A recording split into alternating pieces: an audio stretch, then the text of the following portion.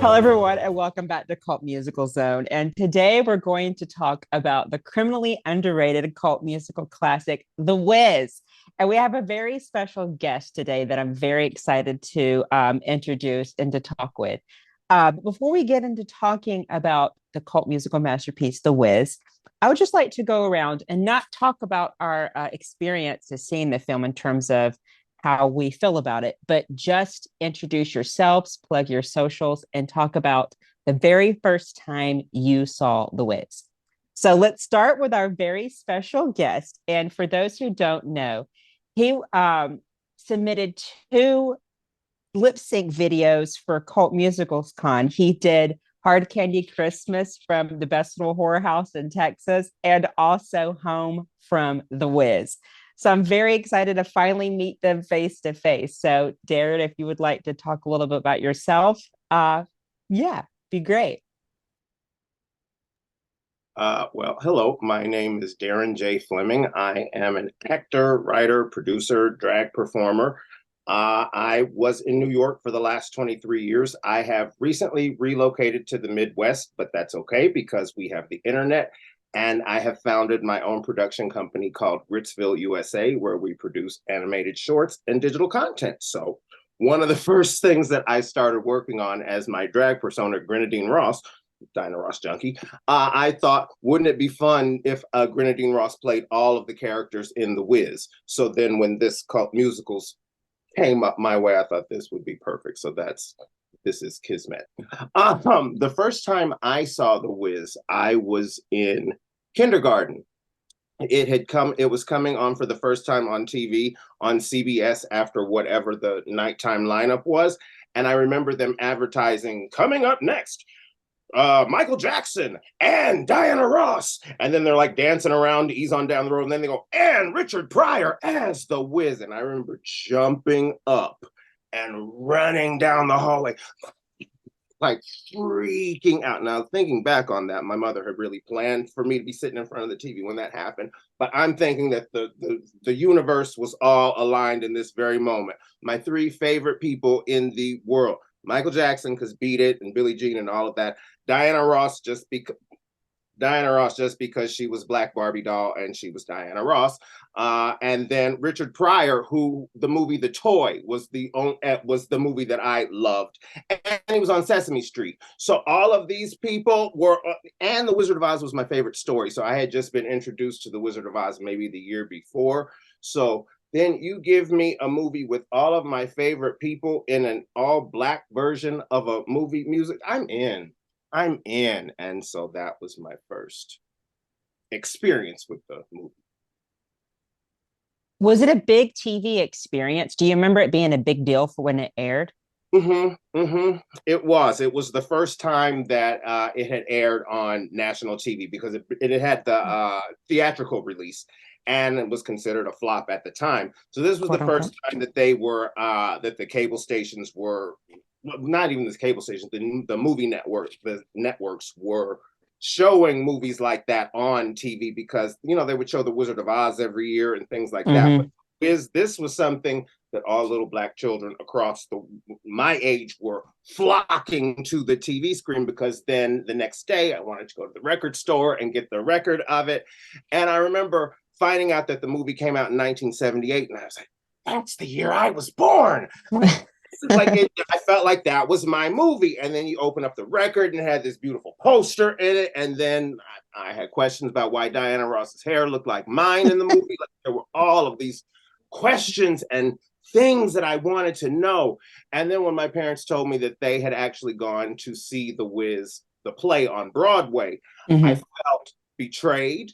And I was like, well, why didn't you take me? And they said, well, because you weren't born yet. And I was like, well, if I had been born, would you have taken me? And like, I just didn't, I needed to know everything that there was about this movie. And then probably the following year when I was in first grade, we had the cable station Showtime and they showed The Wiz over and over and over and over. And that's when I really got into my groove where we're going to reenact everything. We're going to play all the characters. I'm going to sit with the tape recorder and record it so that I can have the movie script and memorize all of the words. The Wiz was my jam. And the thing about the soundtrack was that Quincy Jones had produced the soundtrack to the movie. That was something that became like a family event because my father was very much into music. So he's got the stereo and the big speakers. Daddy, can I listen to the Wiz on the big record player? He's like, okay, sure. And then immediately that soundtrack comes up and he's like, who produced this? And he's looking on the liner notes and goes, oh, Quincy Jones. Oh, yeah, this is good. And then as he's watching the movie with me, he's telling me to watch for Quincy Jones's cameo in the actual movie. It's in the Emerald City scene. He's playing the piano when they're in gold and he's got the gold afro. And I was like, oh, wow. Okay. So it's like a who's who of Black people at the time, for that. There was just so much about that movie that I could talk forever about it. So you And got we to. will, and we will. I love your passion for it. That's why I asked you on because I just love seeing your drag performances as Dorothy and the Scarecrow. Polly, what about your first time seeing The Wiz? And introduce yourself. Sure. I'm Paulie DeLarge. I am one of the co-directors of the Ordinary Kids Rocky Horror Picture Show Shadowcast in New Jersey. Um, I'm also a film enthusiast, done some dabbling in film preservation. I'm a professional editor. And my first time seeing The Wiz, similar to Darren, I watched it on television. I think it was probably 89 or 90 on a New York City-based station called WPIX. And this is where like I watched a lot of these kind of movies. That channel was like amazing. So at the time was also the 50th anniversary of The Wizard of Oz, and I was obsessed with The Wizard of Oz, the original 1939 film. I've talked about it before in previous appearances on here, but essentially I wore down 3 VHS tapes of it. That's how obsessed I was. So this was also the time that I got my hands on Moonwalker, the VHS. And going back to when we were talking about Moonwalker, I was obsessed with that movie. And I began to learn about Michael Jackson. And my mom knew that like the movie was going to be on, I guess, from TV Guide. So she's like, Michael Jackson played the Scarecrow in a Wizard of Oz version. I'm like, so we watched it, and it blew my mind. It scared me though. Like it was so cool, but like so intense. Like I was more scared of Richard Pryor's giant silver head than Evelyn. But like I remember it just being like really cool, but like maybe a bit too edgy for me at the time because I was so young. But revisiting it, subsequently, I have always thought it was a great film and criminally underrated. And I have a lot of thoughts on why that is, but it truly is like Black excellence on the screen. And I really just like have a lot of appreciation now for like what went into making this film because this was really the catalyst for a lot of things. If this movie didn't exist, we have an alternate history where Michael Jackson never really became an adult pop star.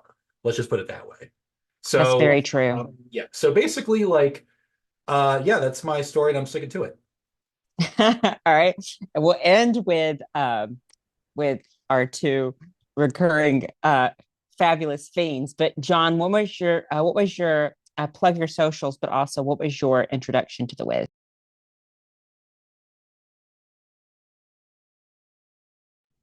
Right. My name's John. I'm a cast member of the Cincinnati Rocky Horror Shadowcast, The Denton Affair. And my first exposure to The Wiz, I think, was through that. Anybody remember those VH1 I Love the 70s, 80s, 90s specials? I think that was my first exposure to it. And I don't remember any of the comments they made. I'm sure they made snarky comments and whatever. But like Darren, I've always loved The Wizard of Oz, and I love variants of The Wizard of Oz. Like I love finding those, like here's Wizard of Oz, but it's set in a almost Tolkien kind of fantasy world, or here's a more grounded Wizard of Oz. And eventually I watched it at some point, and I yeah, I'm a big apologist for the 70s.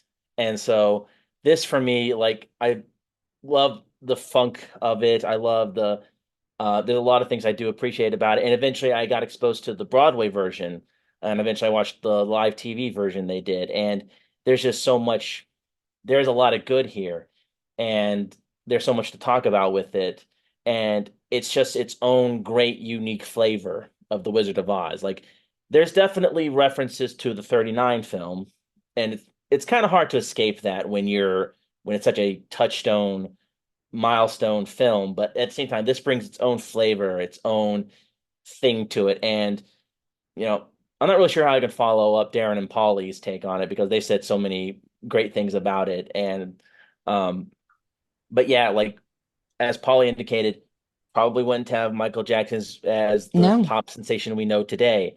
Um, who knows what would have happened if, nobody got to see, uh, you know, Nipsey Russell as the Tin Man or anything like that. So yeah, it's not as exciting as everybody else's, but that's just kind of it. I eventually stumbled my way into it through my own And love, you're representing New York with your Yankees cap. and it's a small tribute to a friend of mine that passed away who always wore a Yankees cap. So Uh, so doing both for them, and he was also a musical guy, so I'm sure he would have had some great discussion about The Wiz. all right, thank you. And for Cheetah and Fleetwood Coupe de Ville. That is Coupe de Ville. Are we unmuted? What's happening? Sorry. I go by Hades Nuts. You can follow me on on Instagram at Hades Nuts. That's HADESNUTZZ. I'm also one of the ordinary kids, as is Mary Poppins. And I just saw The Wiz for the first time, what was it, a couple days ago? Yeah. Yeah, like 3 or 4 days ago. So I saw it twice now. So because it was fantastic. It was amazing. Like I was like, okay, it's Wizard of Oz, but a little different because it's an all black cast, so it's gonna have different experiences. So I was like, I've seen the Wizard of Oz before, whatever. I wasn't prepared by how different it was. It was amazing. It was fantastic. I could also go on at length after watching it twice now about how amazing and different it is from regular like Wizard of Oz. Yeah. I'm Mary Puffins, also an Ordinary Kids cast member for Rocky Horror Shadow Casting. My Instagram is Mary Puffins on both TikTok and Instagram, and I have a bunch of random stuff there. Have at. I saw The Wiz on TV. Now, I'm not sure if it was on cable or not. It might have been like an HBO Showtime thing, or it could have been like WPIX, honestly, or one of the regular channels. But I know when I was younger, it didn't catch my eye because I was shallow and I was only here for the cute shit. Okay, I was shallow. Sorry, I got better. And then I caught it later on when I was in a vocal group because we were talking about doing Ease on Down the Road. So I looked it up and I was like, holy shit, this is really great. And then I watched the whole thing and yeah, it was a completely different take. It was so much like, rougher for everyone. And quite frankly, the aesthetic was really, really cool. Not really catching for a kid, but later on, very appreciated. Like the graffiti guys really got me. Like I was like Munchkins in Munchkin Land. Oh my god, I was terrified. yeah, I was like, yeah, I was like, I'd be running. I wouldn't be I sitting would run. in that. I wouldn't sit in that. No, corn. see ya. Whatever tree. I don't know what she's sitting in. Some sand trap, but yeah. So then I was hooked, and then also hooked by Michael Jackson's just absolute perfection in dancing, singing. I was there for the Scarecrow, quite frankly. The Tin Man. I'm a sucker for the Tin Man. In this one, he's. I love y'all so much. Thank y'all. You know who y'all remind me of? Y'all remind me of the two feminine, fabulous versions of the two Muppets that sit in the balcony and always judge. We're not nearly as salty. Oh, Shit. No, I there love is some salt there on some shows. I'm just saying. I love it. No, I yeah, could have a see. pre-show. Yeah, that would I'm be now good. I'm now trying to think up some like Statler and Waldorf riffs for the Wiz. Oh, looks like the rezone down the road. Yeah, out of the theater. I love Yeah. it. And I'll talk about, so when I was 5, a little gay boy growing up in Georgia, a typical friend of Dorothy. I was obsessed with anything Wizard of Oz. Of course, the 1939 classic, but I got really into the Oz books by L. Frank Baum, which are very dark and very psychedelic and very twisted. And it hasn't been. A lot of people are like, "Oh, the Wizard of Oz, you can't remake the Wizard of Oz." But I'm like, even the 1939 classic is nothing like the books. So I believe it's completely open for interpretation. So I had the dolls and I had the toys of the Wizard of Oz, and I really wanted to get my hands on anything that was Oz. That was my introduction to Return to Oz, which is a very scary cult Disney classic, which we all fear and love. And the first time I saw The Wiz, I actually did research today. There's a database that you can see when something aired on TV. It gives you the exact dates. The first time I saw The Wiz was on Disney Channel in 1994.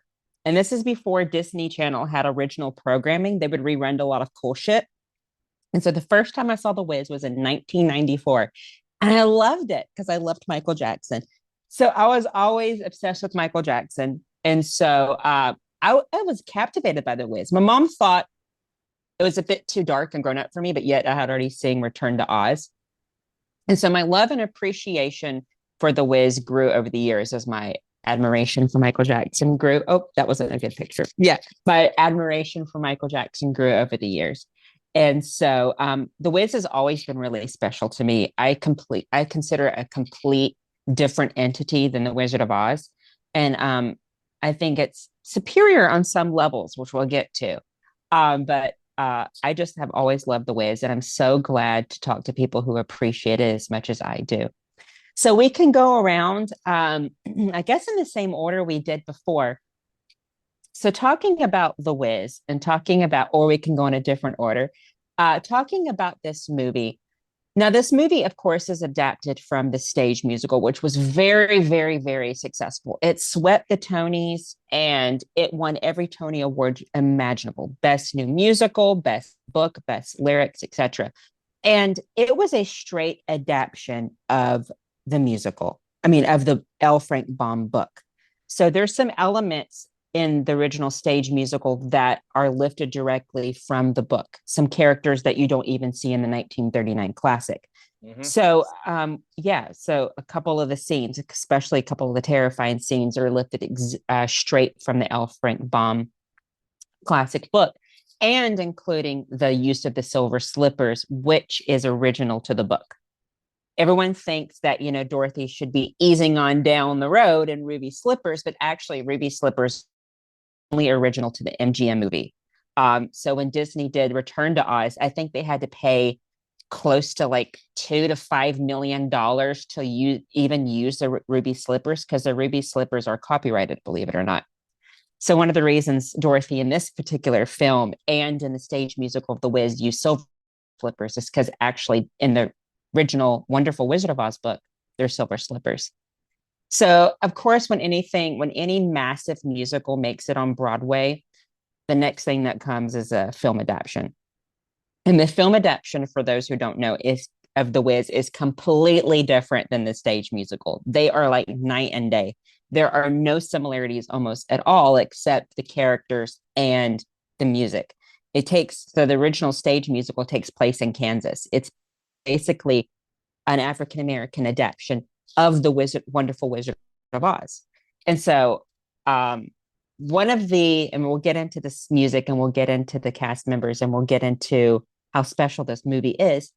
But one of the criticisms of this film when it came out, and I know we don't like criticisms, I don't, is that it took the stage musical, which was a straight adaptation of The Wonderful Wizard of Oz that took place in Kansas, same plot of The Wonderful Wizard of Oz, and transported it and transplanted it in 1970s New York City, which I think is a genius move and is one of the reasons that I love The Wiz, because I think New York City acts as a wonderful, magical, gritty setting for this. And so the two criticisms of this film that were adapted, because when it was adapted from the stage musical to the film, was the transplanting from Kansas to New York City, and also the casting of Diana Ross, because she's not a 12-year-old girl like Judy Garland was supposed to be, and Stephanie Mills, who's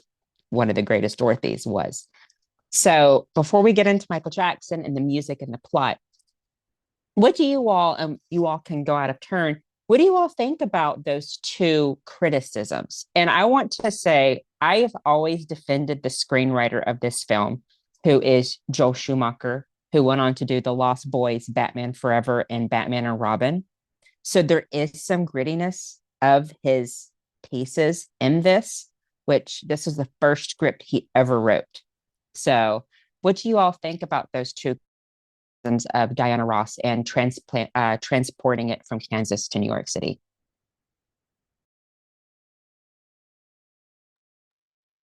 Are we gonna go in order, or are we gonna?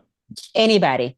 Okay, I'll chime in first because I'll be the one that breaks it. I will say that one criticism I do agree with is the casting of Diana Ross as Dorothy, and that is simply because I don't mind them updating Dorothy to being a 24-year-old kindergarten teacher, but I read behind the scenes that she basically kind of paid her way into getting into it. She's like, "Oh, well, we'll help finance it if you give me the role of Dorothy." And it's like, okay, fine. And out of like, especially like the main four that we have in the back here in my background, I feel like she's the weakest one because there are parts where it still feels like it's written to be a little girl and not a full-grown woman. So, and I don't know if she's just getting overshadowed by Michael and Ted Ross and Nipsey Russell, but I personally feel like she's the weakest link of the bunch. She sings beautifully, there's no doubt, but you know, I still feel like she's the weakest link of this ensemble cast.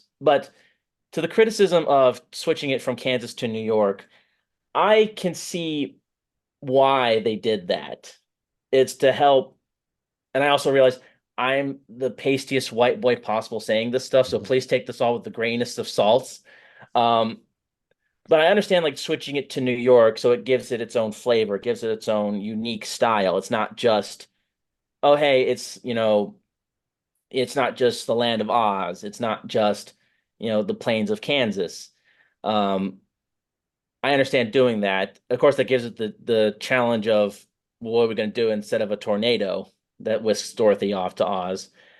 But at first, I don't really mind I think more people are upset that it kind of takes away some of the magical elements of Oz. But at the same time, those magical elements are still there. They're just not as prominent and as fantastical as the 39 film. Like you still have, the Munchkin, being it's kind of urban fantasy. Which I love. That's one of the reasons I Yeah. love this film. So Polly and Darren and the two ghoul fiends. What's your take on first? And I'll tell you my take on the New York City setting and the controversy of the casting of Diana Ross. Well, in terms of it being New York, I always thought it came off as an homage that it came as a Broadway show. So what better way to honor the movie, despite the fact that they're throwing almost everything from the stage play out the window. I think it was actually a decision by the director, Sidney Lumet. And I know that you give credit to Joel Schumacher's script and all that, but like this movie really came from probably one of the greatest directors of the 20th century, and he doesn't get enough recognition. This is the guy that did 12 Angry Men and Serpico and Equus, and you're going to have him do a musical, so he was of the mind and the eye, and as a director, to approach things in a realistic manner. So the fact that he was able to transpose New York City in 1977, which was probably one of the most dangerous cities in the United States, and turn it into the magical world of Oz, is nothing short of brilliant. And it gave him hell Like, it was not an easy shoot by all means. Like, shooting on location is a completely different animal than shooting in a studio. So, the fact that he's shooting at, the 1964 World's Fairgrounds in Flushing, Queens for Munchkin Land, or the World Trade Center, which was a new construction at the time, and make that the Emerald City, which apparently was a logistical nightmare. I actually have Sidney Lumet's book about how much of a shit show that was.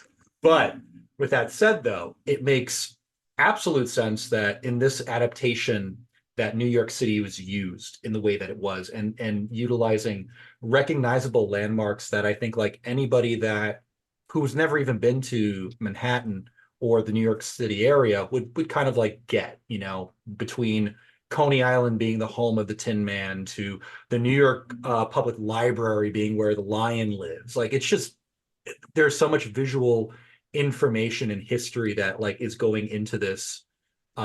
Nothing short of just brilliance between him and his production team and art department and all that.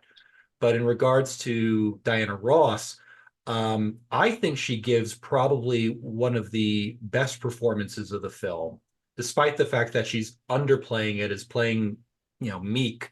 And I think it has to do with the way that the character was written by Joel Schumacher's interpretation, which, not to get like too much into this, or if this is a topic that you want to bring up, but Schumacher was also very much influenced at the time of, I believe it's called the Earnhardt method, or something like that, where it's basically like a new age approach to life in which you take your power and you live your life. Yeah, he and And- Diana Ross were yeah. She was into that too, and probably a reason why she wanted this role. So all this together, I think, gives her a performance that really is like, I mean, it was heartbreaking at the end, and revisiting it and seeing just like a delivery of this performance.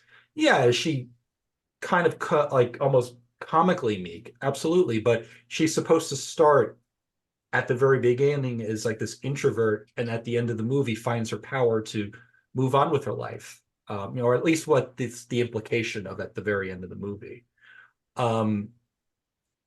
So to change, essentially like a child character to a 24-year-old woman played by a 34-year-old megastar, she doesn't give ego to it, at least in terms of the performance. The behind the scenes stuff, there's also reason for why, this happened. But I think she was great. And it's a shame that she never got to really become an actress. It really, like, the critics, unfortunately, were not kind. And maybe she was ahead of her time in terms of trying to make that crossover into acting. Really good in this. So we have two new opinions. So a Ross enthusiast, and I love Diana Ross because she's an Aries like me. But also our newcomers, I guess, to this film are revisiting. So what are your two opinions on the transplanting and transporting from Kansas to New York City, but also the casting of Diana Ross? Darren? Okay, Please. so I've got big feelings about Oh, this. I said Darren. I'm Sorry. It's sorry. okay. That's okay. So I don't mind that they set Oz in New York because it is a big, scary place. I think the biggest problem for the film is that they made it a blaxploitation film. And that was one of the biggest problems that the Black community has had with that film. Is like, where is the magic from that? It's fine that you didn't take and do a carbon copy of the stage production on stage, but the magic was missing from that. And I think that the key that was missing from that, it was Jeffrey Holder, who was the one that had the vision for The Wiz. And by taking his vision away from the film, I think that was something that was a missed opportunity there. And I think that is partially why it didn't do as well. As far as Miss Ross being cast as Dorothy, so the legend is told, she saw the Broadway musical and was so enlightened by it that she called Berry Gordy up in the middle of the night and sort of like a fevered dream telling him that she wanted to be Dorothy. And he like, Diane, go to bed. Like, this is not happening. And the next day she continued with her campaign, and then she negotiated a thing where she did get the contract and was like, okay, so I'll finance the movie, but I get to be Dorothy. So she did do some shrewd business moves to get to play the part. As a little boy seeing the movie, it did not bother me that she was a 34-year-old playing a 27-year-old, 24-year-old school teacher. Like, that didn't bother me whatsoever. I think what bothered me more was what was going on with her hair and why didn't she look like Diana Ross. Right. And then what I'm reading from behind the scenes was like that was the choice of Sidney Lumet, was to like strip her down away from all of the Diana Ross stuff, because she had done Lady Sings the Blues, which she was nominated for an Academy Award. She had done Mahogany, which she played a supermodel. So Sparkle? she was not in Sparkle. She wasn't?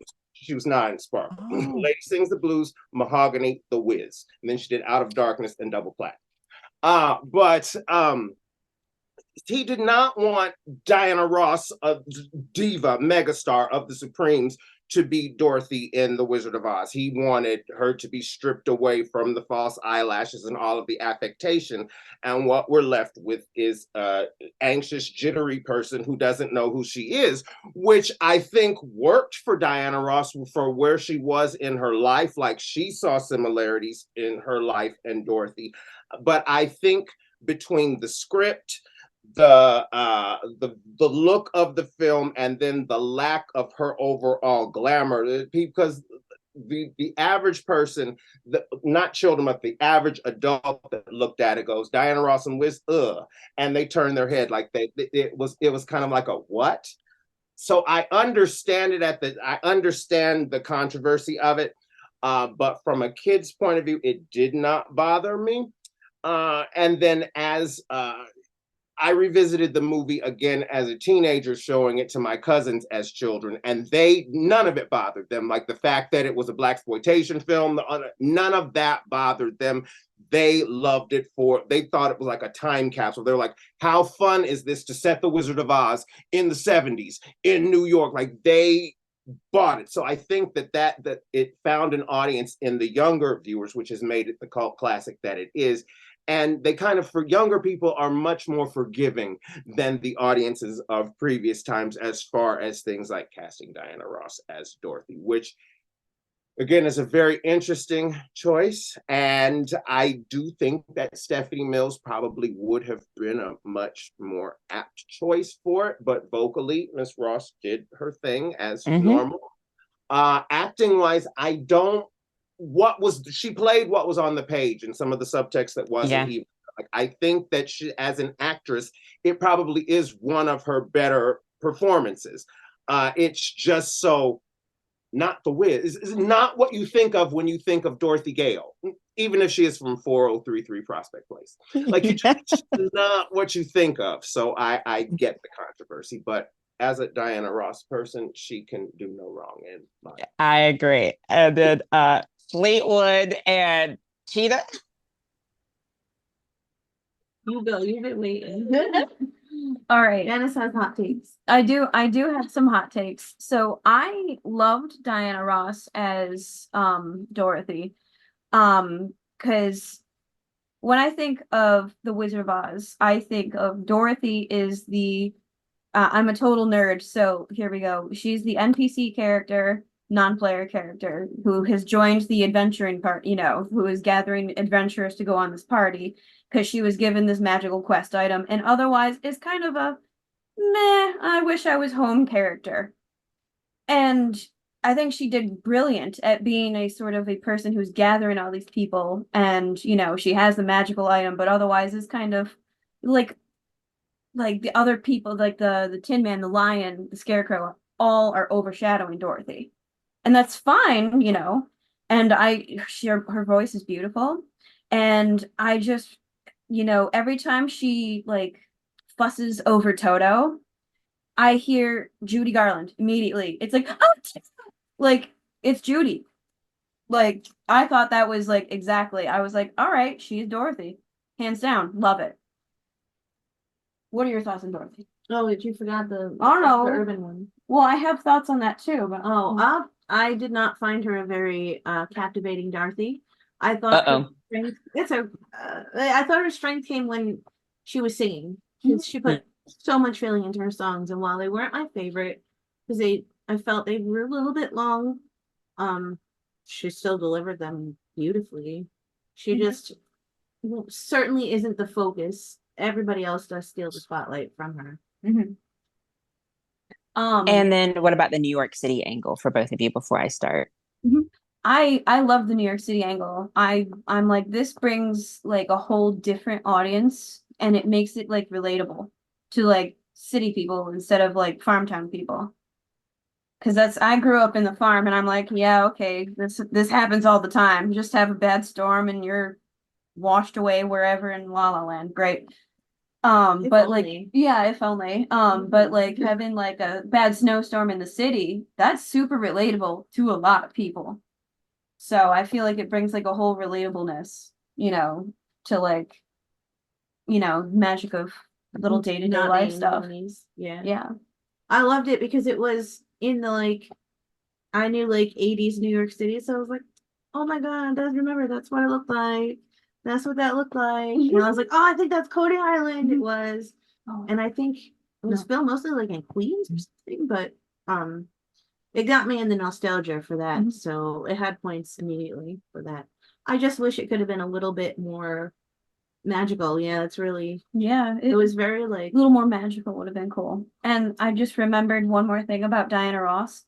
Her being older doesn't bother me whatsoever. In fact, it makes Yeah. complete and utter sense for the story to me because the first part of the show is just her family bitching at her. Why won't you get your life together? Yeah. Like, why haven't you started living? Like, why aren't you more glamorous? Why aren't you this? Why aren't you that? And she's like, my dog runs out into the snowstorm, and then magical shit happens to her. Like, it makes total sense to me. I loved it. That didn't bother me one bit that she was older. My take on this, and I want everybody to go first. I think the movie is perfect as is because I'm from rural Georgia.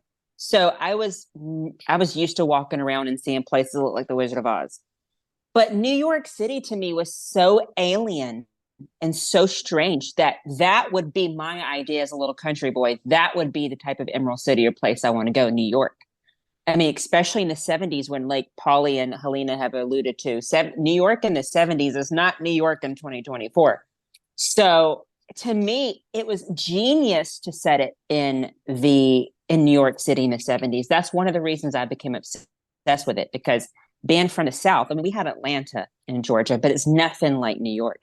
So that's one of the reasons I was captivated by it is because to be a country boy, to see New York in that, to be glamorous and to be edgy and to be dark. I mean, if you've seen the cinematography, I thought it was actually very genius how they showed the beauty of the Emerald City. But then, where the scarecrow is, there's trash bags, there's debris, there's pollution, there's litter.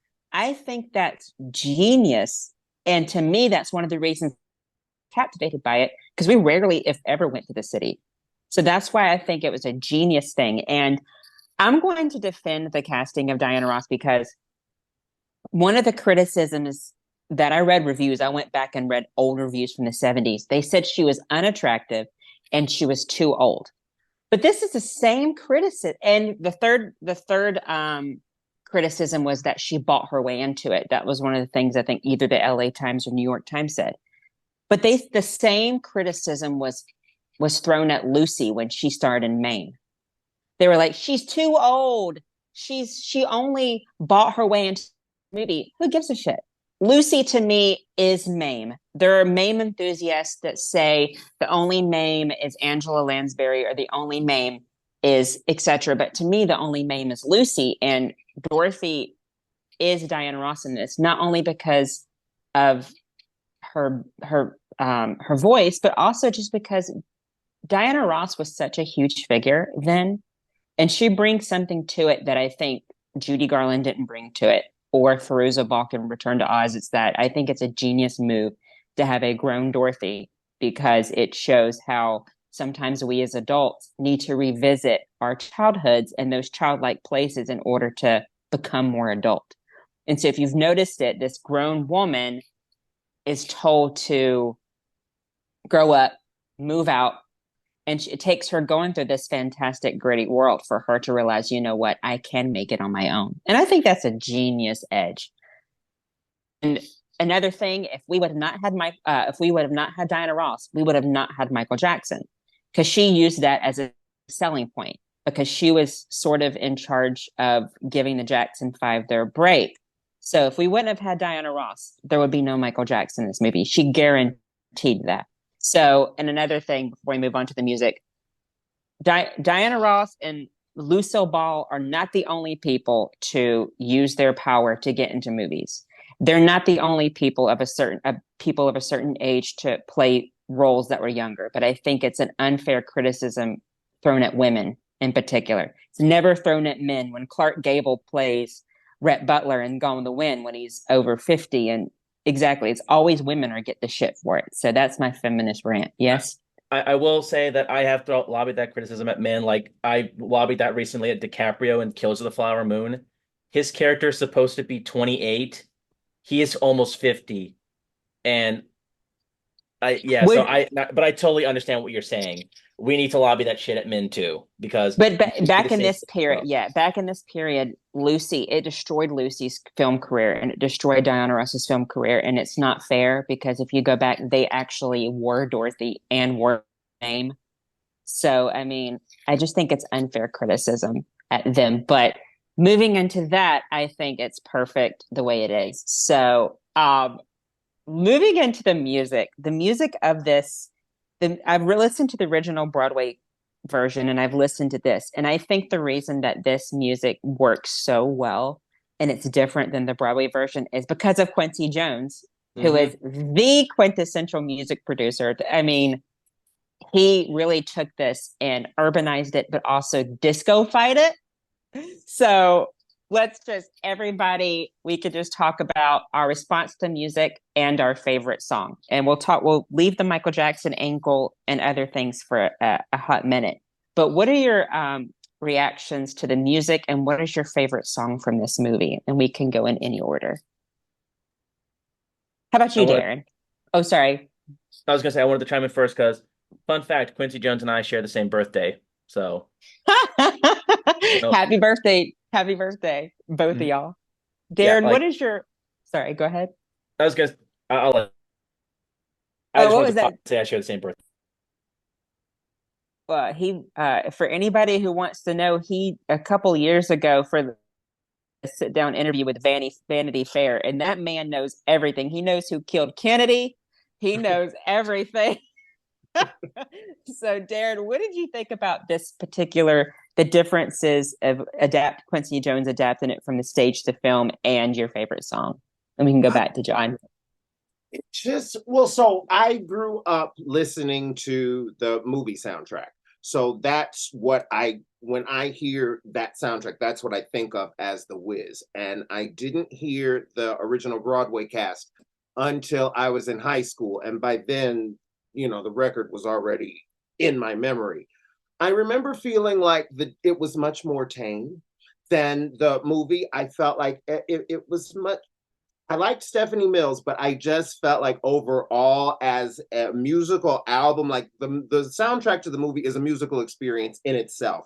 Like, you don't have to know anything about The Wizard of Oz or even care about the movie or any of it to put this record on and go from start to finish. It's a 2-record set. And you jam throughout the whole thing. Like, the whole thing is a great album.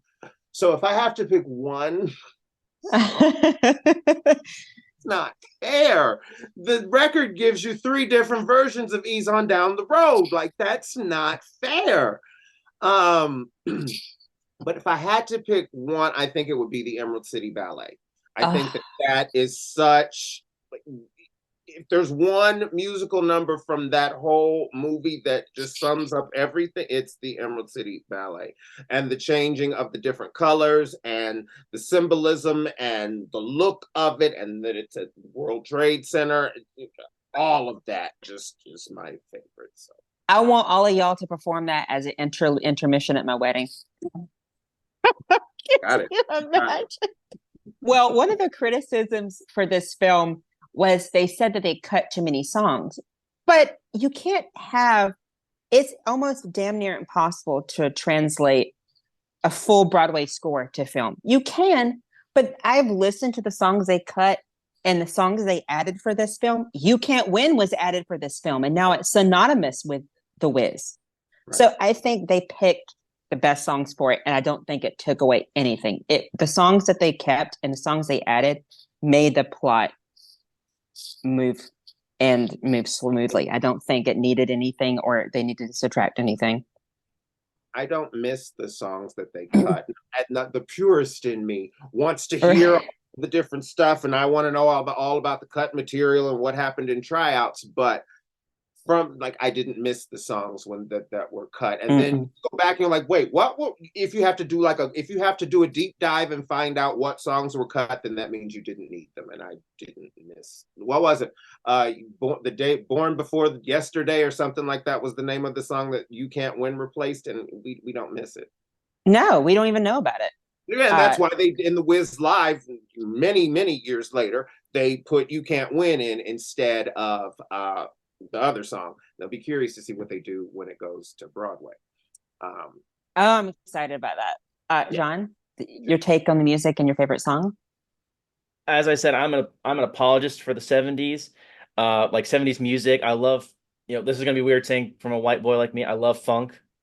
I love disco. And of course, Motown produced this, Quincy Jones produced this, and they were the kings and queens of funk back then.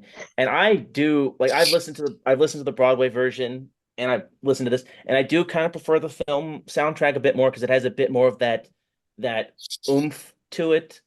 And I will say, when it comes to the criticism about like taking songs out, that doesn't bother me. That always happens.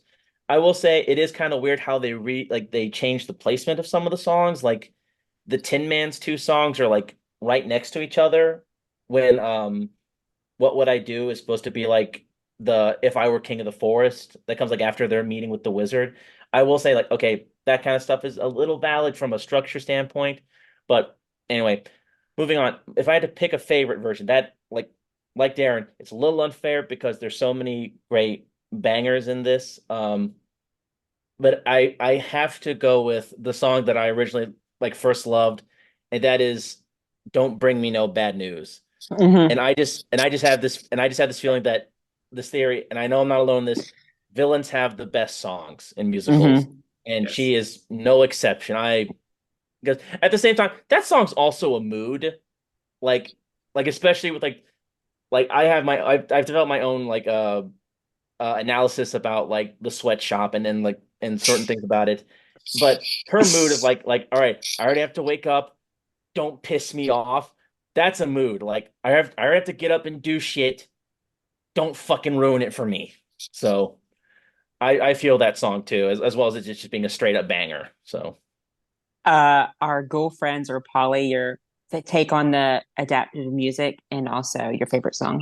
I think I'm kind of in agreement with everybody else in terms of like the movie score or soundtrack versus the Broadway version, which it's been years since I actually listened to the Broadway version and revisiting it also before this. Quincy Jones, like that's literally the only answer, Quincy Jones. And there is a level to it that is a maestro of his craft, and apparently didn't really enjoy working on The Wiz. That's one of the stories behind it, that he did not exactly have the best time with this project. And the only positive that he's got on record saying was, I got to meet Michael Jackson and work with him after that, which is saying a lot, because there are just the music in this movie just slaps. And there is a level of umph to it that I think the Broadway version is lacking. But then again, the Broadway version won a Tony. So, yeah, we're comparing completely different art forms, even though they're all sharing the same DNA. But yeah, Don't bring me no bad news. Like again, villains always have like the best, and I love a good villain. But I gotta say though, like Mean Old Lion first just fucking comes in and just hits you with those strings and horns, and it's like the encapsulation of that character, and also that it helps that it's being done by the actor that did it on Broadway, and it is Mhm. like this boisterous, like powerful, joyous moment in the movie that I think it does sort of like it sets up the character, and not to diminish Nipsey Russell's Tin Man or Mhm. especially Michael Jackson's Scarecrow, which is his own topic. But like to me, that's the song that like has resonated since watching it like again like a few nights ago. There's something about it that just it's um, really just well produced, well done in general. So that's how I feel about that one. I love that song. And Fleetwood and Cheetah. I love Ease on Down the Road so much. It's a joyful, happy song. The dance moves are easy and fun and they look great. While Michael Jackson just throws his legs around and arms in just a wonderful array of beautiful chaos. It's so good. That is definitely my favorite song. It is closely followed by You Can't Win. And the Emerald City song is stuck in my head all damn day. So I guess that one is up there. But no, that's Ease on Down the Road has got to be one of my like all-time favorite Wizard of Oz anything. I love that one. Um, it's so hard to pick a favorite because all of these songs, like, they're amazing. They all of them slap. They're great. Love them. Like my top three would have to be because I can't pick one. What was it? It was I love the Mino line song. I love Slide Some Oil to Me. And then it's so fun.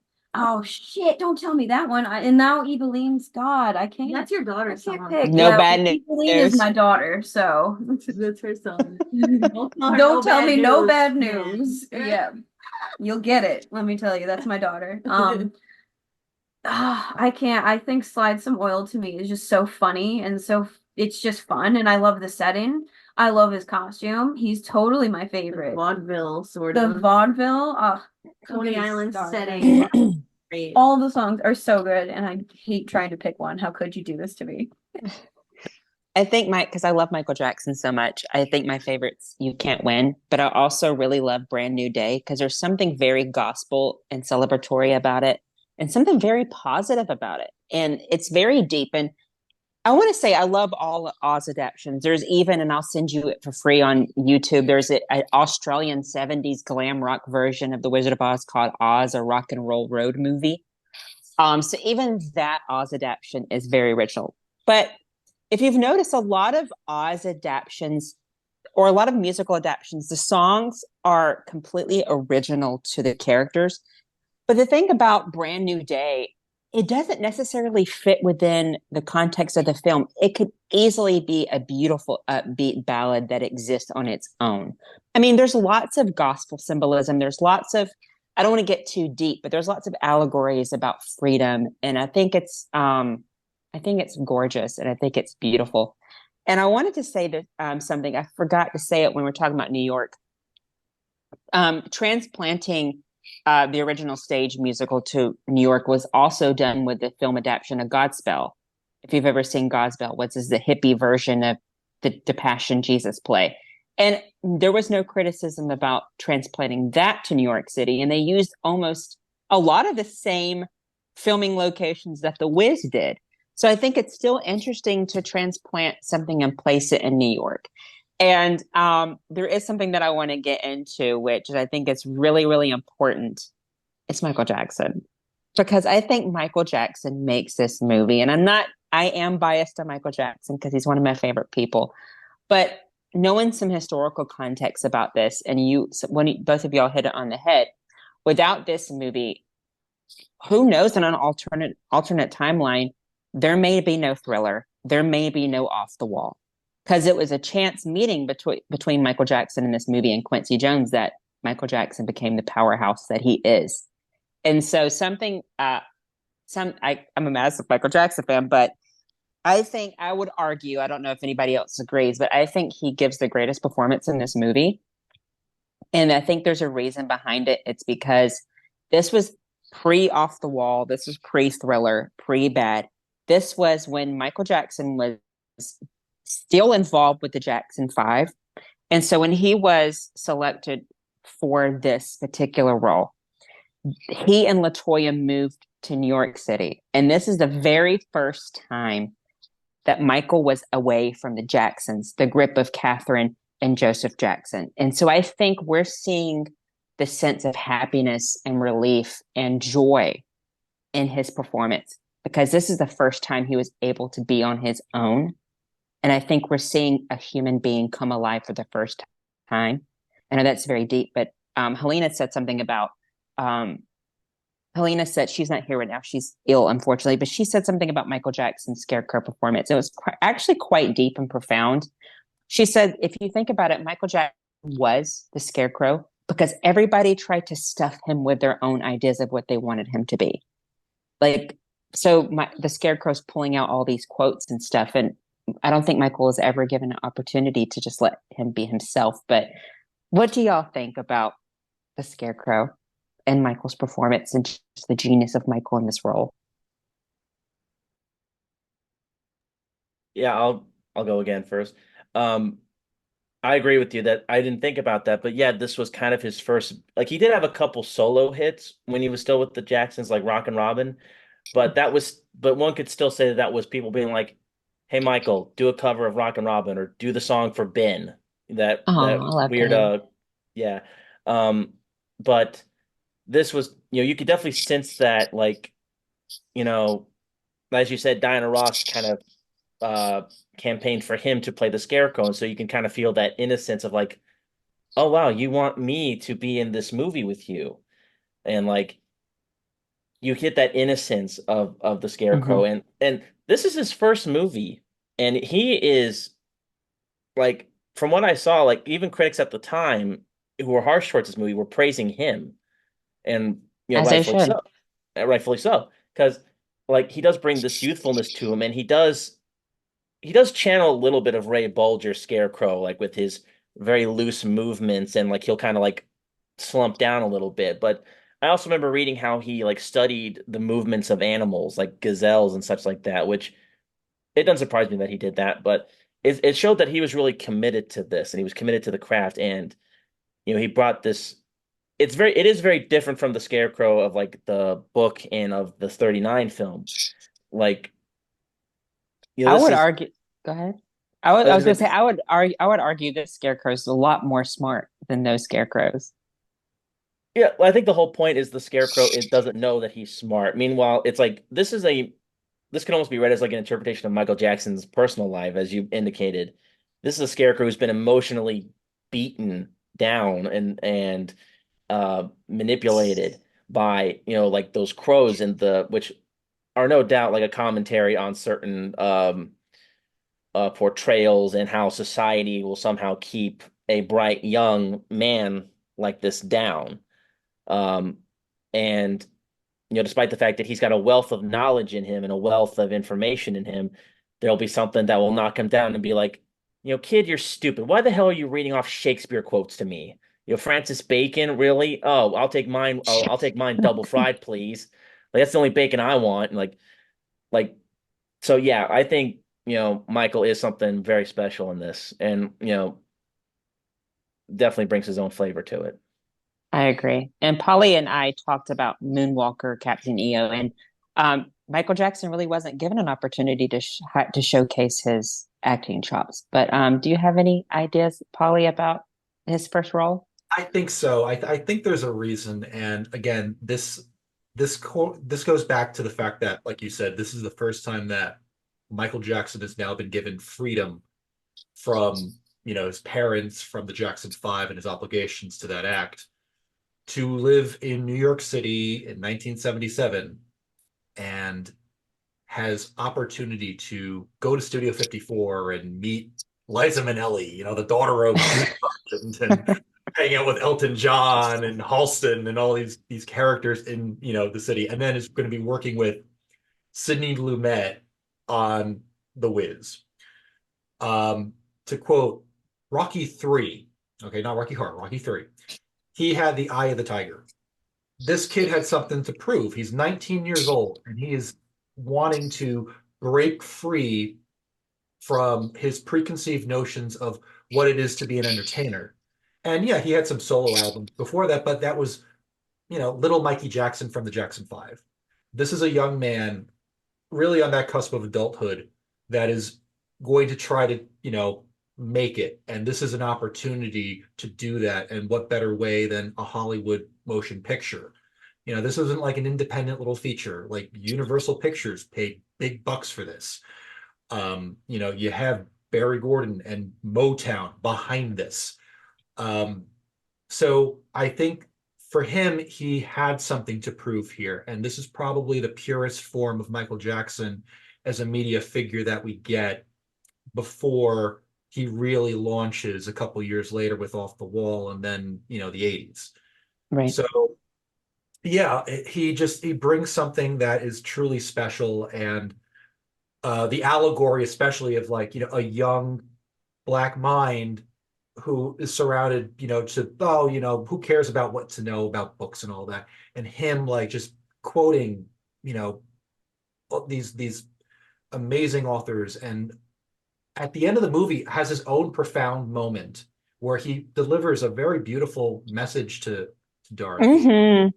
And he delivers it in just such an earnest way. Like there's emotion to his performance in this that you didn't get in like Captain EO or Moonwalker. And there's good reason for that. Those became vanity projects. This was not a vanity project. He has no ego in this. He is immersed in the role of the Scarecrow and absolutely like delivers. And the fact that, again, the critics were merciless with this film, but all praised him. So clearly he was doing something right. Darren, for your experience of Michael Jackson being such a massive star at that particular point and seeing him in this film, do you think he was just one of the highlights or the highlight of The Wiz? He was definitely one of the highlights for me because, like I said, when I was in kindergarten, he was in the Pepsi commercials. Like he was Michael Jackson at that point. So thinking back, like that, it had just been a couple years prior to that, and where he was in his life, he definitely had something to prove. Also, I wanted to point out that he had a wonderful relationship with Diana Ross, and so their rapport together on camera is something like the chemistry between the two of them is something I think that helps make that relationship work. I also agree with the stuff about the him being filled with garbage, and that's even a line in the script where she says you're just a product of negative thinking, and then he lifts up his head and then there's trash. There's literally garbage coming out of his head, and so she's like, "We just have to get you away from these crows." And I think that like I said, Diana Ross and Michael Jackson played what was in the script. Now, whether or not you want to say that's The Wiz or not, The Wizard of Oz or not, I think that they did a great job with the material that they were given. And Michael Jackson gives the Scarecrow a bit of depth and nuance that is missing from the book and from movies and other adaptations that I've seen, just because he's so honest and vulnerable. And I think whereas Diana Ross was stripped from all of her stuff and gave that performance, I think whereas put Michael Jackson behind all of that makeup, and something about some sort of honesty just comes through the eyes and through his voice, because he wasn't worried about what he looks like, because then we know like subsequently Michael was so tortured about what he looked like. So I think that behind all of that heavy prosthesis and stuff, like I think he was really able to just be free. And I think that that's also part of the magic of what was going on between him and his co-stars on stage, on film. That's really deep and profound. I never thought about it. No, I really never thought about that. He felt comfortable playing a character because he was able to hide. And Mhm. I want to say something about that after I get our two favorite Ghoul Fiends reactions to Michael Jackson. Um, I thought he was fantastic. I agree with like everything everybody else said. He was amazing. You know, it's Michael. How can you go wrong? You know, and like the only like fun fact I have is that whatever's happening on his nose is actually like the wrapper to like a Reese's. That I just thought I looked at it, I'm like, why is the nose like that? What is happening here, friend? And it's a Reese's wrapper. And then I'm like, oh, okay, never mind. That makes total sense. All right. I've been so annoyed with a Reese's wrapper on my nose. Oh my god, That's so so annoying. Oh, he's a treasure, honestly. And yeah, it was a really telling scene actually, because you could look at it so many different ways. You could. Mhm. And one of them is almost like being in a poverty mindset of I can't get out. I can't get out because everybody says it's impossible. You know, Shit. and Yeah. then everybody's from different walks of life can kind of like anyone who's kind of struggled maybe with that can kind of see it like, yeah, I just listened to everybody else and now I'm in this hole. You know what I mean? Now I'm on this pole, I guess. Yeah, I'm on. And then she actually tells him different and teaches him to stand up on his own Choose away these abusive people. and Get beat out the of shit here. out of some of these assholes. Yeah. And then Fuck outta here. together, then they're in Trashotopia. And together they, you know, by the power of, you know, teamwork and all that, power in numbers, etc., they start to find bits and pieces of, you know, the yellow brick road. And then eventually together they find it. But boy, is it an uphill struggle. And I feel it's very telling of an experience that, you know, Yeah, us Caucasians yeah, don't they already really had live the with every road. day. They already had the nice road laid out for They them. yeah, They did your not. feet is These- planted directly. There it is. Fucking You're ready. broken. Go. And the But- cabs. But and Cabs, the shitty Don't- cabs. don't even. I want to fist fight those cabs. I never wanted to fight a car, but here we I know, are. I was like, take the fucking car, just go. Just I jump was the mad car. every time. Can't hail a cab in But August.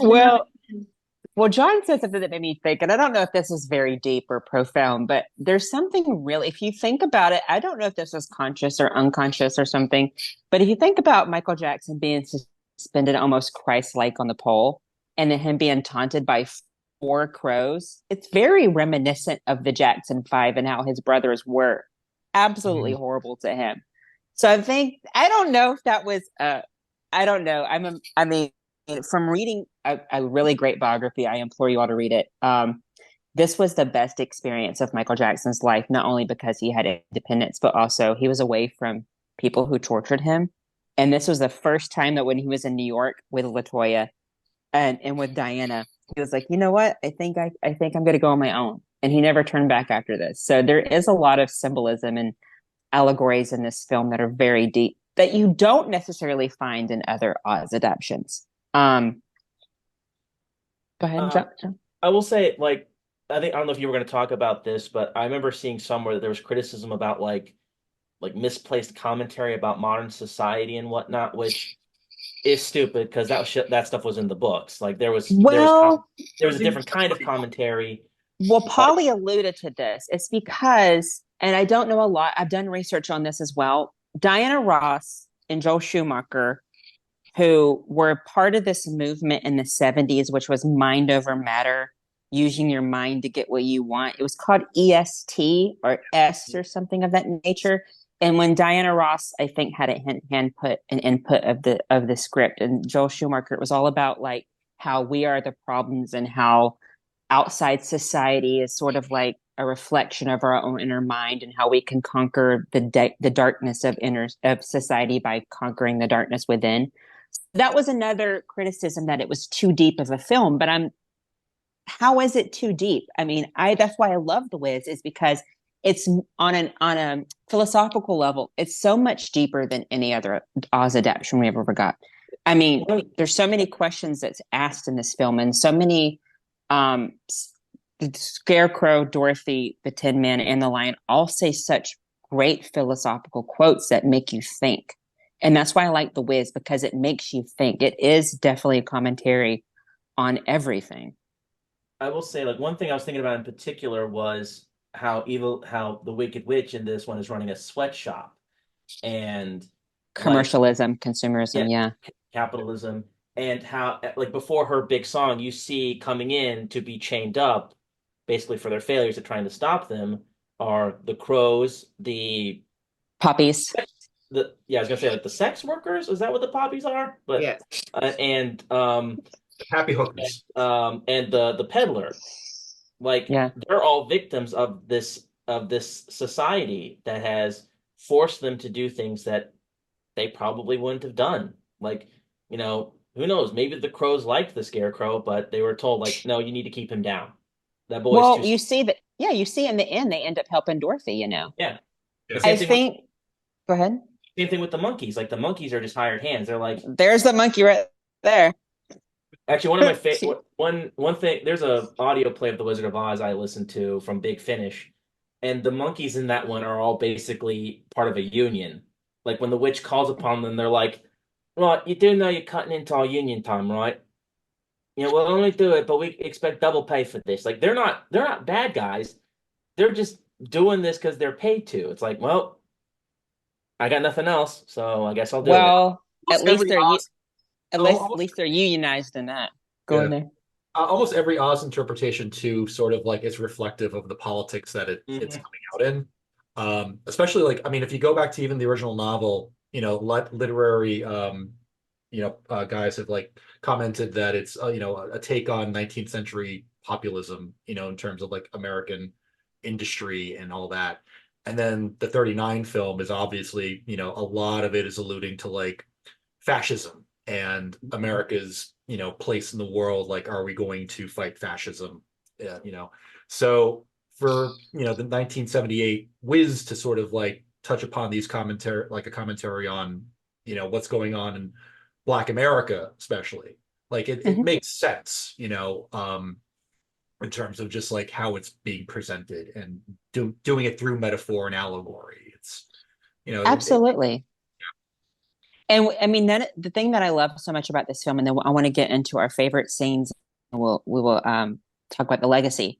The thing I love about this movie, I watched it twice again for this podcast. Every decision in this film is conscious. And I think critics at the time, even critics now, they only see a movie once and they make an opinion based on seeing a movie by themselves in a theater. Everything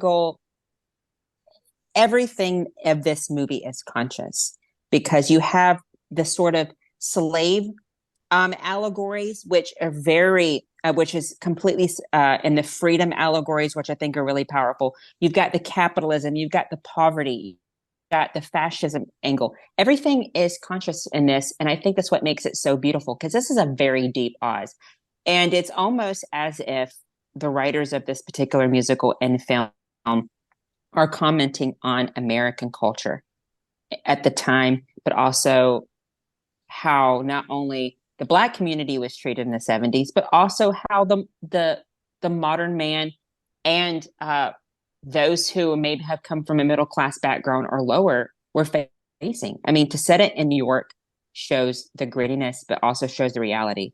And I think if you set it in this fantastical Oz where there are no real world problems, it's not real. I see Darren shaking his head. Do you think this particular Oz is deep and all these decisions are conscious? I agree with everything that you're saying, and especially having lived there for most of my adult life. Many times I felt like I was living in Oz, and so just even going down to the subway, sometimes it would be like, oh yes, I feel like that. Like it would just be very that. And so, yes, everything was very specific. Nothing was left for chance in this film. And everything was very specific. And then what they couldn't shoot exterior wise, they shot at the studios at Kaufman Astoria on sound stages, because everything was so specific, down to the Coney Island, down to the library, down to just what was it? The Poison Poppy Perfume Company and the sex workers selling the perfume. Like, all of that was so specific. and relevant for what was going on at the time. I wanted to mention the taxi cabs not stopping, because that was something that I didn't understand as a kid, but I found funny. It was like, wow, they cannot get a cab. Like, these people cannot get a cab. And my parents would be like, yeah, you're not going to get a cab. They're not going to get a cab. But and I just kept wondering, these creepy cabs, what would have happened if they had gotten into? And then you realize that even that was a political statement. Every single thing that they put in there was something that was going on at the time. And I think that, yeah, critics look at it one time and they don't get it, and so they've decided that it's a flop. I remember going into a big discussion about this when I was getting my master's degree, and I was talking about Wizard of Oz came up, and the professor talks about the Wizard of Oz and the adaptations, and he just talks about how The Wiz was a flop, and then started moving on. And I was like, wait a minute, no, there's cultural relevance, blah, blah, blah, blah. And he really looked at me like, what are you talking about? And I was just like, wow, the minds of some people to just think, okay, so it didn't make money, so therefore you've just considered it a flop, where upon further viewings of it, it's reached other audiences. Other people are able to pull different things from it culturally, symbolic. It just, so yeah, it's as a film, I think it's great. I think it works.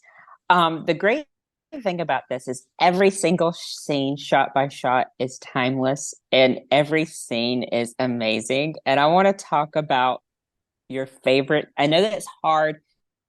I'm not talking about necessarily musical sequence. It doesn't have to be set to music, but what is your favorite scene? And we'll start with you, Darren. What is your favorite scene, terrifying or dazzling scene in this film? Okay. Okay.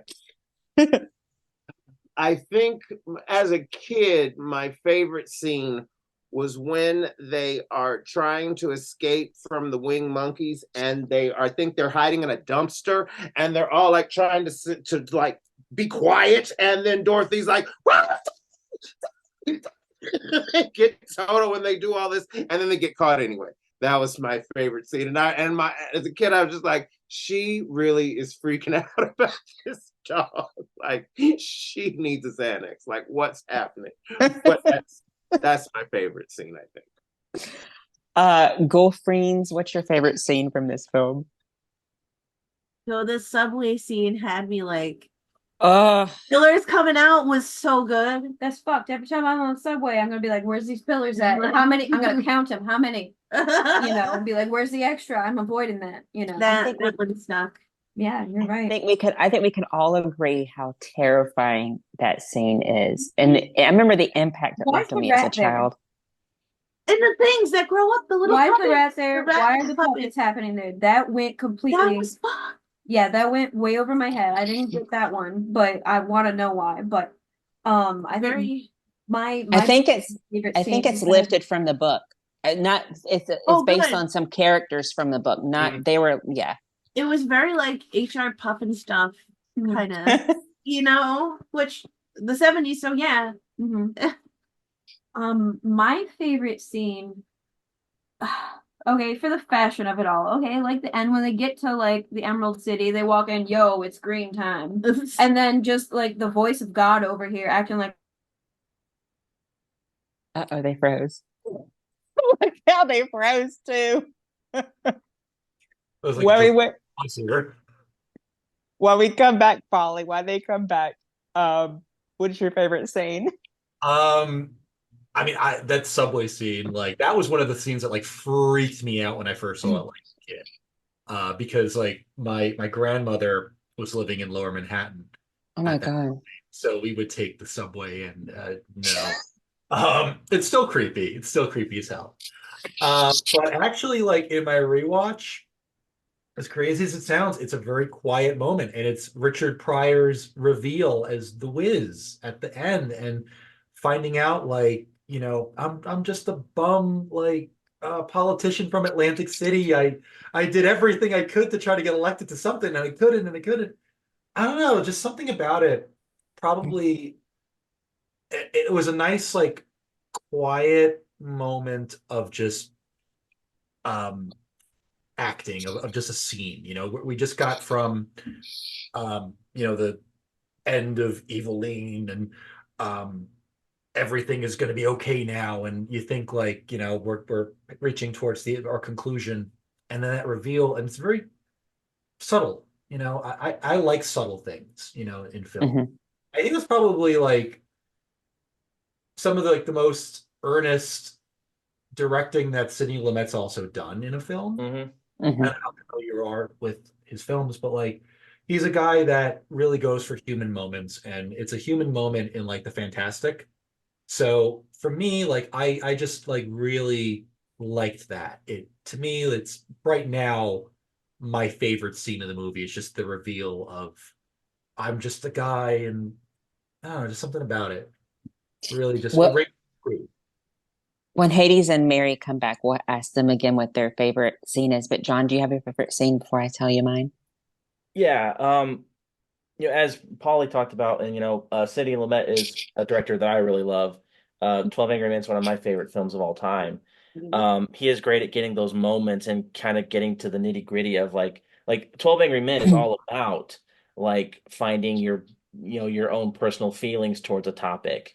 And he does a great job of with a lot of the characters getting those basic emotions out and like getting us to know who they are. And you know, I think my favorite scene is definitely when they come across the Tin Man, and his character kind of breaks down, and he doesn't want to be the carnival barker anymore. He doesn't want to be this shill, and he sings his song. He kind of more speaks it, but it is delivered in such an earnest way that and this is coming from Nipsey Russell, who was not a professional singer, who was more known as a comedian, like one of those comedians you got for those Dean Martin roasts or the Match Game. Um, but he does deliver it in such a way that it kind of breaks down that barrier of like, I'm not just you kind of get in that scene. I know I criticized the switching the placement of his song, but in a way, I do like how we get his two songs together because it shows the duality of him. Like he doesn't want to be this carnival barker anymore, but he still has that enthusiasm. He doesn't want to lose that sight completely. Like when he sings "Slide Some Oil to Me," and that leads to his dance number. Mhm. Like he's no Sammy Davis Jr., but which I had a realization of like, oh man, if I was in charge, that's totally who I would have cast as the Tin Man because one, great singer, also two, great tap dancer. But like you get those two sides of him of like he doesn't want to lose that enthusiasm, but he does kind of want to change who he is. He doesn't want to be somebody that's shilling out like the crappy carnival games and whatnot. Like he wants to be somebody that can actually bring something to somebody. So I really like that scene, and I always like it's a more quiet number compared to the other like joyfully bombastic numbers. So I really like that scene. And I'm a sucker for vaudeville tunes too. Like I love the old timey songs. So slide some oil to me is like a close second to me for Don't Bring Me No Bad News. And Hades, you cut off when you were talking. What is your favorite scene? My favorite scene was when they enter into the Emerald City and then it's like green, now red, now gold, just that whole scenario. I'm just like, how magnificent. It's just so beautiful. I love it. I love how like they didn't even change like costumes. They're just, all right, now we're green now we're red. Like it was just fantastic. I love it so much. Apparently, I don't know if you've read the background. Polly probably has. They couldn't reshoot because of the wind. So some of these scenes was just one. I mean, it shows you the professionalism of these actors and actresses. It was just a one shot deal, which I think is amazing. Six That's My, nice. dancers. I didn't know. huh? Dancers. It was 600 dancers to do that Oh scene. my God, 600? It's And, just so magnificent. How like incredible. My favorite scene growing up, of course, was the subway because I loved being scared growing up. And I made my cousins and stuff watch it because I wanted to scare the shit out of them. But my favorite scene now, it will always be, is I love the Poppy scene. I love how they're sex workers. I think that's so glamorous. I love how that was another genius move to take a flower in the original book and film and then take it and transpose it to be sex workers. I think it's genius. I think it's beautiful. I think it's a sign of the times. I think it was gritty. I think it was groovy. I think it was amazing. It was very a la Best Little Horror House in Texas, which I loved, which there is a cult musical connection. So Aunt Em in this movie is Jewel, Dolly's maid in the Best Little Horror House in Texas. I think we just need to create a game of like 6 degrees of Dolly Parton. Oh, we got to at this point. Well, she was in Austin, Texas. So there's that connection between that. But I love that scene. I just think everything's so gritty and beautiful.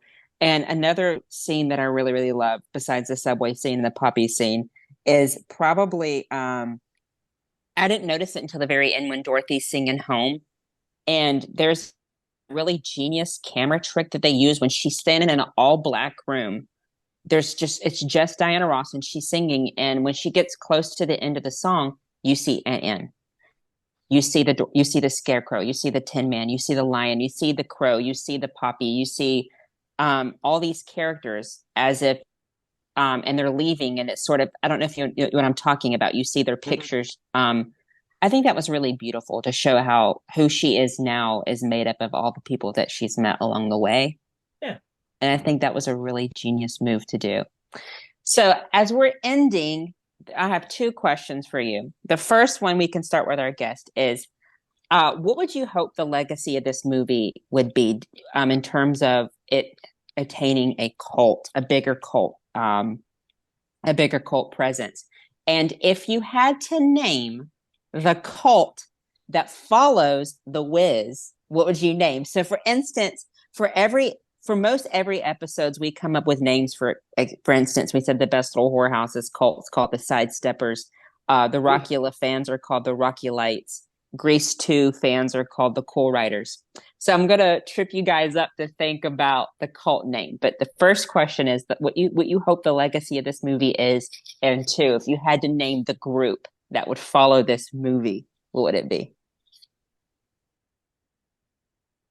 Well, as far as the legacy goes, I think that I like I said, I would hope that people would not just dismiss it as a commercial failure and look at it from a historical standpoint of where it was in the world, and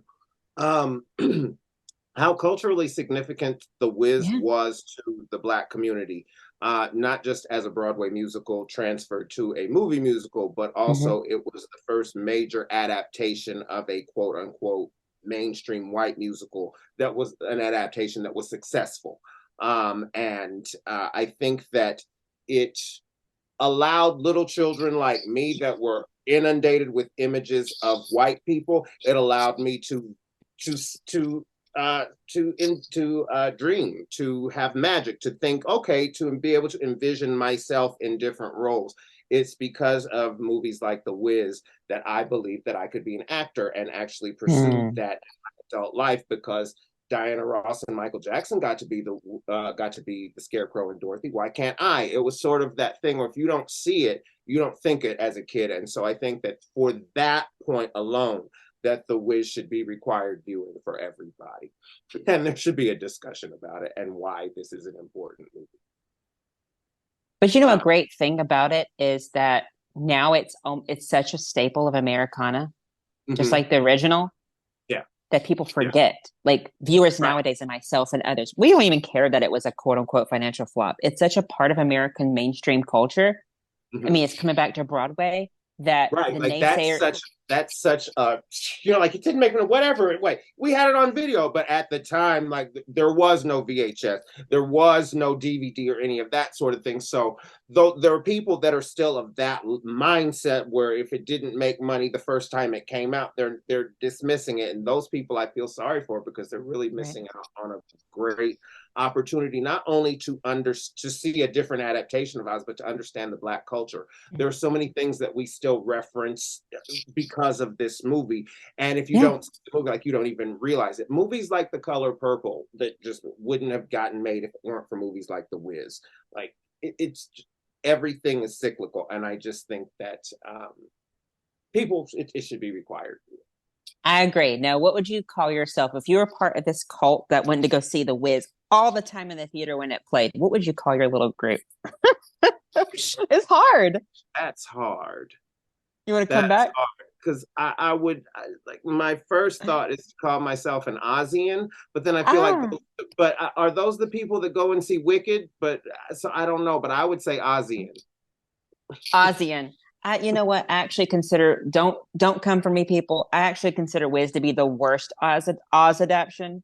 It completely changes the characters. So I'm sorry, it has nothing to do with the Wizard of Oz. I think the Wiz is superior, but I digress.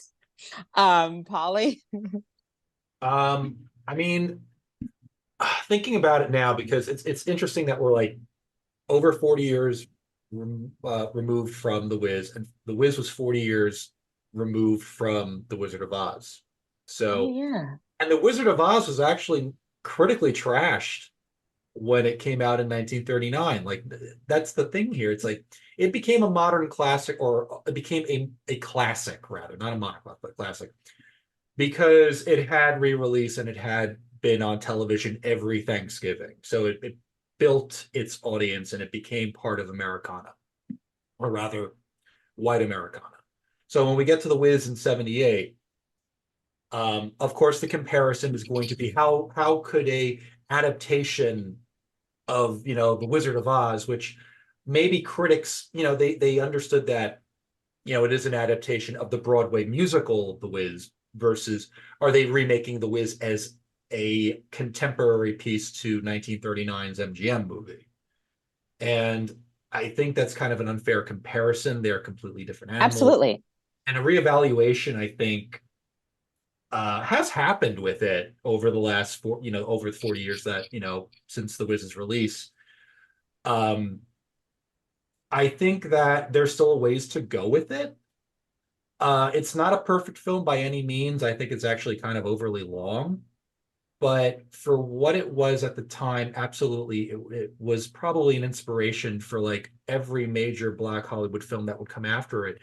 And the thing is that because of its critical failure, it scared Hollywood, because this is something that we sort of touched on, that it was a blaxploitation movie in a sense.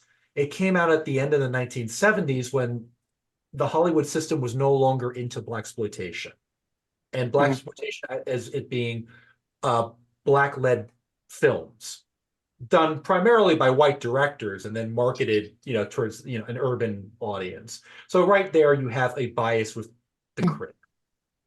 I'm just going to say it. The critics, there was an underlying racism to it. Like it's just going to be straight shooting here. All right. So for now, like moving forward, and now like The Wiz is coming back, and The Wiz had a special television event in 2015 where it was sort of an amalgam of the film and the Broadway musical. So it's interesting to see where this new iteration for 2024 is going to be. Is it going to take its inspiration from the film, which is more mainstream now than perhaps the Broadway musical? Oh yeah.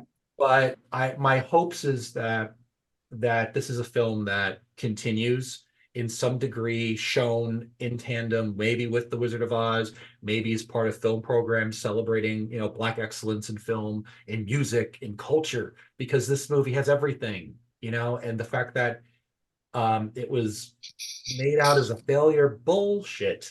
Like this truly was something special, and maybe it was made ahead of its time.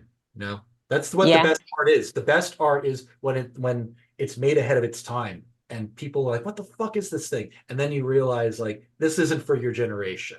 But every cult musical that we love was a flop. Grease 2, Rocky Horror Picture Show, Shock Treatment, Earth Girls Are Easy, Teen Witch, all these musicals that we love, we have recaptured and we have kept these musicals alive. Exactly. And Polly, it's not because it's because like it's the work itself is great. Yeah. And what would you name the cult that follows The Wiz? This is hard, and I don't want this to sound terrible, but the Wizards. No. I got a good one. Go ahead. The Wiz Kids. Whiz Kids. The Wiz Kids. Yeah. All right, Whiz Kids. All right. I would go with the Silver Slippers. I was just gonna say that. Is it a sex? I don't know. It sounds like a sex thing. Well, I didn't mean it like that, but all right. That actually sounds like a cocktail to me. It Like it's all does. the It silver sounds like a slipper thing. cocktail. Okay. We're in the Emerald City, drinking a silver slipper. But That's you a gotta silver drink it sipper. fast. That's a The silver sipper. Oh, Actually, While now I we're just want to on open you, up a get out of a I want shoe. to open up like a Wizard of Oz themed bar and has like we have the silver slipper, we have the ruby slipper. You can Oh, also there's get the gotta be Emerald one. City. I love we've got the Diana Ross. Yeah, what do you Oh, say? I love it. We've got. Can I have 2 Judy Garlands and a Diana Ross, please? Like a poison poppy, please. Oh, Yes. That's a I poppy. love this. And And if you order a Tin Man, you just get beer. yeah, probably. And Put then it in an oil can. Oil can. girlfriends, what do you guys hope that the legacy of this movie would be? And then we'll get with John. It's aren't they doing it? Didn't we read a thing? They're doing well. It's the musical adaptation. They're like redoing it with who was the Wiz? Boy, Wayne no, Brady. Wayne Wayne Brady. Brady. Wayne Brady. So I think it's there, and I hope it gains popularity, and I hope that kind of gets people thinking, oh, let me go watch the movie, you know, because that's kind of how it got me. I think it is a staple. I think it did pave the road for a lot of The Yellow Brick Road. yeah, it paved the Yellow Brick Road for the future. But and it's I wish it wasn't still relevant, but it is. So we're there. Yeah, I think it's a critical piece of film that everybody should watch. I'm with Darren on this one. Mandatory. Yeah, I think if you haven't seen The Wiz, you should definitely work on fixing that coming soon because you are missing out. Yeah. Like this, like I again, I dismissed it immediately because I'm like, whatever. I've already seen The Wizard of Oz. Like, whatever. Like, how different could I be? Well, I will eat my foot because it was completely different. It was amazing. Like, every single like little detail has some sort of greater meaning and like amazing imagery, and it's completely relatable.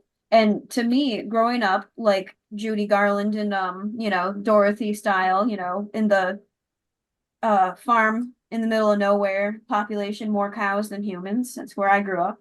So I understand that, Judy Garland, oops, look out, like that experience. I would not understand the city. So having it be set in the city is just absolutely magical to me as like a farm kid.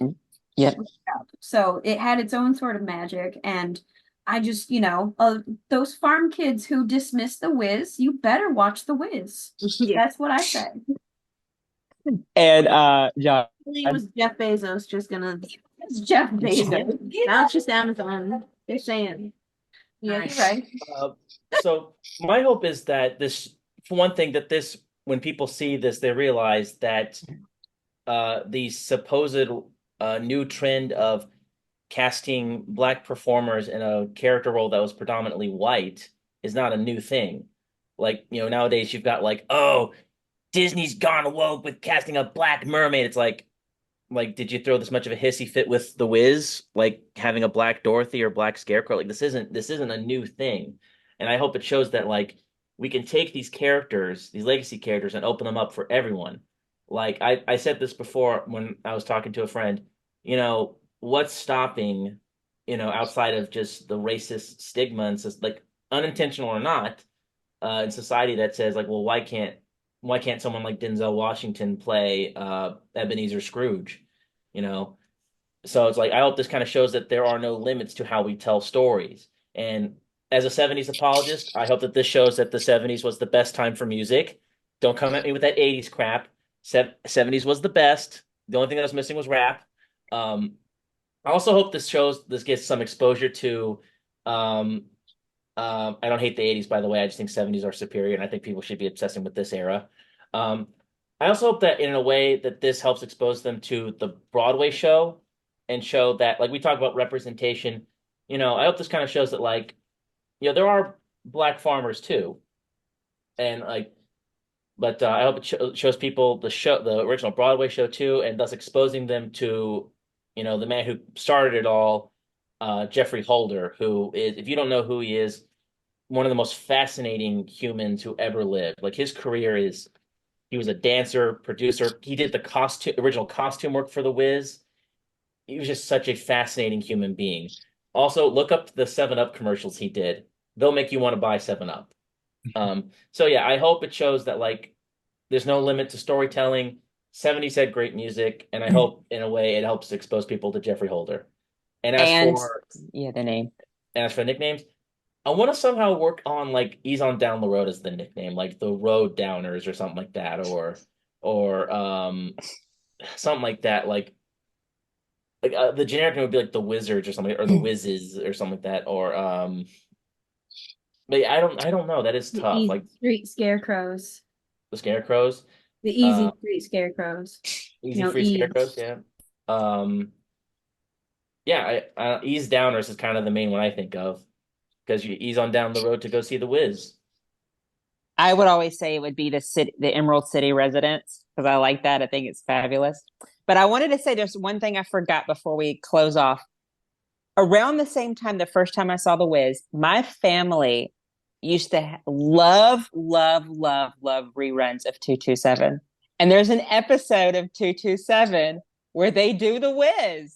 And I remember it distinctly. I remember Mary and Sandra Clark singing No Bad News. And it was around the same time I saw it. And it stuck with me because my family loved 227 and that we watched it all the time. And so I have a really special place in my heart for 227. And it was around the same time that we saw that. And the good thing about cult musicals is that their legacies have outlived their naysayers.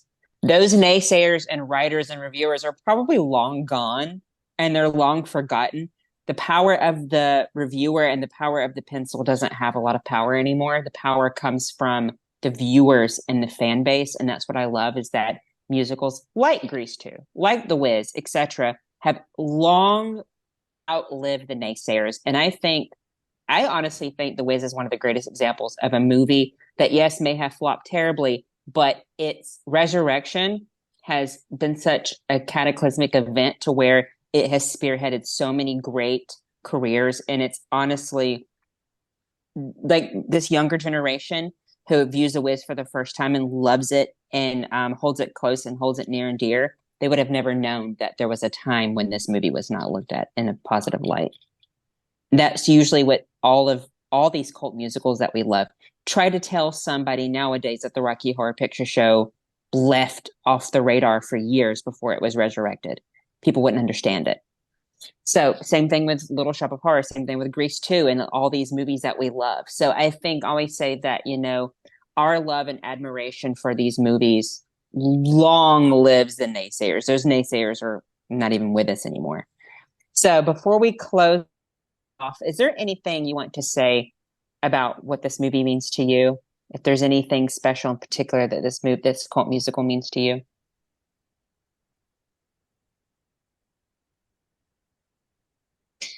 I think I said all my pieces, so I could say that I mean I every Oz interpretation is valid. Mm-hmm. To be Yeah. said. I've seen versions of it where it's like steampunk. I think Sci-Fi Channel did a version of it called Tin Man Yeah. mhm. years ago. The Wiz. I mean, not an adaptation, but Return to Oz. All of these like are valid, and to dismiss one version from another, I think, is kind of like cherry picking. They're all essentially the same story. This is, it's a great film, or rather, it's a very good film. There are some issues with it in terms of pacing and all that, but otherwise, like you are getting a fully immersive film that was not done by like a guy that was known for doing musicals.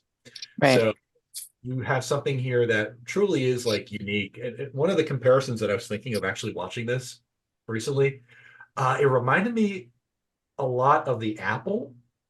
I love the Apple. How costumes and location can be changed and made up into like a completely different fantastic world. I will say I'm sure that the makers of the Apple ripped this like to try to like figure out like, okay, maybe we could do this. turn this vague European city into a weird dystopian United States. But whatever. With that said, though, I have one little piece of like trivia. James, did you know who was actually the front runner that Sidney Lumet wanted as the Scarecrow? It was not Michael Jackson. Trying to think of Black superstars in that particular era in the 70s. I know. I don't know who. It was Jimmy Walker. Jimmy Walker from Good Times Good times. was Ugh. he was the favorite from was the Sidney front runner. Lumet. Sidney Lumet did not want Michael Jackson. He did not think that this kid does not have acting chops. He's Oh, just in a Las Vegas act at that time. oh, Jimmy thank Walker God that did not was happen. Scarecrow. It took a lunch for Sidney Lumet to realize, all right, no, I was absolutely fucking wrong here. Yeah, Jay, I want JJ from Good Times. I know Mike. Well, one thing I'll say I before don't we know if close off. he could sing. I don't know if he was actually a trained singer or not, but One of the things I'll say about this before we close off is Dorothy Gale, despite if she's Judy Garland, Diana Ross, the actress in the Australian Ozploitation movie, for all intents and purposes, by doing research, The Wizard of Oz was written as a response to the female suffragette movement in America. L. Frank Baum was one of the very first early feminists. And so what he was fighting against were women have no rights, women don't deserve to do whatever. Dorothy, despite whoever she's played by, is a strong female character who takes a chance and takes a risk and discovers herself in the end. And I don't think it necessarily matters where she's placed in New York City or in Kansas, etc. I think the spirit of feminism and the spirit of a strong female character runs through all of these adaptions. And I think, yes, I do think all Oz adaptions are created equal, except Wicked, because it changes everything. But I digress. But I do think that, like you said, that this movie deserves a chance and deserves a place along the 1939 classic. I think both of them, I would love an Oz streaming or an Oz showing or screening of The Wizard of Oz, Return to Oz, and The Wiz all around the same time. But I have no doubt that somewhere there's an Oz Film Festival, which if there isn't, there needs to be, because that would be one of the best things ever. And with Journey Back to Oz, the only official sequel to the 1939 movie with Liza Minnelli as Dorothy. But thank y'all so much for being here. Y'all all are fabulous. And let's all just ease on down the road and have a brand new day. Ease on down. Ease on. Down the road. There it is. Ease on down. Ease on. Down the road.